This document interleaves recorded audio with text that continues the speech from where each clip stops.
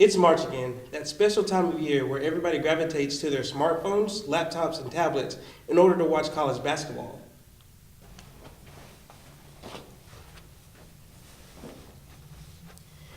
Everyone is trying to make the right picks in order to have the best bracket possible. The craze has gotten so big that Warren Buffett is offering $1 billion for the perfect bracket.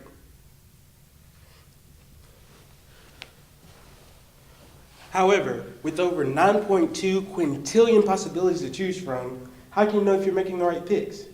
Well, I'm about to find out tips on how to pick that perfect bracket from Samford's very own students in faculty. So, when you're building your bracket, what are some of the things that you look for?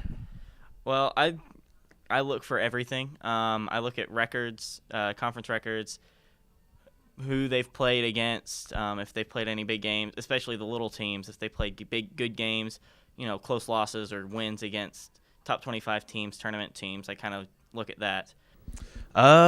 When I'm filling out my bracket, probably the main thing that I look for is look at what teams are hot at that time. At the end of the season, I like to see which teams are coming on a winning streak, which teams have won their conference tournament.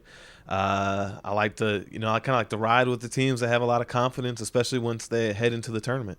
The biggest thing I look for is being able to pronounce the university's name. I mean, it sounds simple, but a lot of those teams are just really weird names. Like, I think there's a team in the bracket this year named Ducky, Duke. That's not how you spell Ducky. No, there's no way they win. What makes a good Cinderella story as far as brackets go? A Cinderella story, I think a lot about Florida Gulf Coast last year. You have to have the personality. Okay, well, I have this thing. It's about birds, okay? Okay.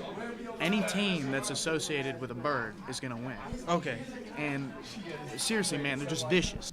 I like to pick teams that aren't actually in the brackets. I feel like those teams are given no shot, and I like to believe that they still have a chance. What would be your best advice to somebody who's in the dark filling out a bracket? Just do it. You don't need to know what you're doing. I make sure that teams have red somewhere on their uniforms. Red's the color of passion. A lot of teams come out playing flat, and you just can't have that in basketball. Teams that wear blue have not won national championships in, I want to see, since 1872 haven't won a national championship if your main color is blue. I want to say part of me would advise you not to do what the conventional wisdom is, because I think, if everybody picks, the one seed to go all the way, it's not going to happen. Because at the end of the day, all you really need for a perfect bracket is just a little bit of skill and a whole lot of luck.